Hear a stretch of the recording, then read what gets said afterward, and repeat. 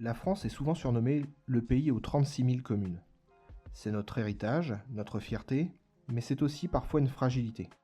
Comment de très petits villages peuvent-ils encore financer une école, entretenir des routes ou monter des dossiers de subventions complexes face à une administration de plus en plus exigeante? Flash FPT, le décryptage territorial. Bonjour à tous.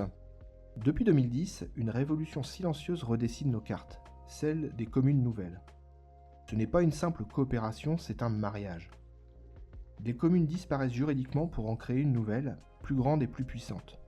Aujourd'hui, on vous explique pourquoi des élus décident de franchir le pas de la fusion. Bienvenue dans cet épisode sur le nouveau visage de nos territoires.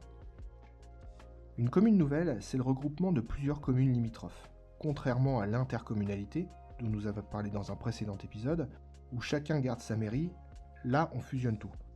Il n'y a plus qu'un seul maire, le maire de la commune nouvelle, un seul budget, un seul conseil municipal. Les anciennes communes ne s'effacent pas totalement pour autant, elles deviennent des communes déléguées. Elles conservent souvent leur mairie annexe pour les mariages ou l'état civil, et un maire délégué reste l'interlocuteur de proximité pour les habitants.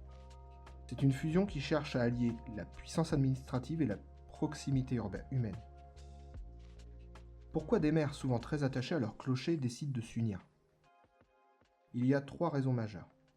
Le poids politique. À l'heure où les intercommunalités deviennent géantes, une petite commune de 200 habitants a du mal à se faire entendre. En fusionnant pour devenir une commune de 2000 ou 5000 habitants, on pèse plus lourd dans les décisions du territoire. L'efficacité des services. On mutualise tout. Un seul service comptable, une seule équipe technique, une gestion du personnel unifiée. Ça permet de professionnaliser les services et d'offrir plus de prestations aux habitants. Et enfin, l'aspect financier.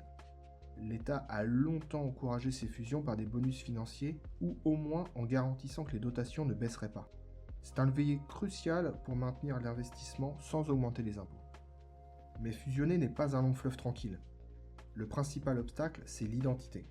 Perdre le nom de sa commune sur les panneaux d'entrée ou voir son école historique fermée au profit d'une nouvelle structure peut être douloureux pour les habitants. Il y a aussi l'éloignement. Si la mairie centrale est à 15 km, l'élu sera-t-il toujours là pour le problème de voisinage ou le lampadaire en panne? C'est tout l'enjeu de la réussite d'une commune nouvelle. Prouver que l'on gagne en force de frappe sans perdre l'âme du village. C'est pour cela que les projets de fusion qui réussissent sont ceux qui font l'objet d'une longue concertation avec la population. Depuis 2015, plus de 2500 communes ont déjà sauté le pas pour former environ 800 communes nouvelles. Ce n'est pas encore la fin du millefeuille, mais c'est une simplification réelle. La France compte désormais moins de 35 000 communes.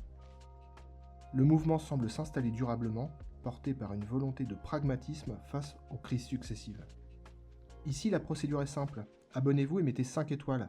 Merci de soutenir votre podcast territorial. En résumé, la commune nouvelle est la réponse des territoires qui veulent rester maîtres de leur destin en s'adaptant à la taille du monde moderne. Merci de nous avoir suivis, bonne révision à tous et au prochain épisode.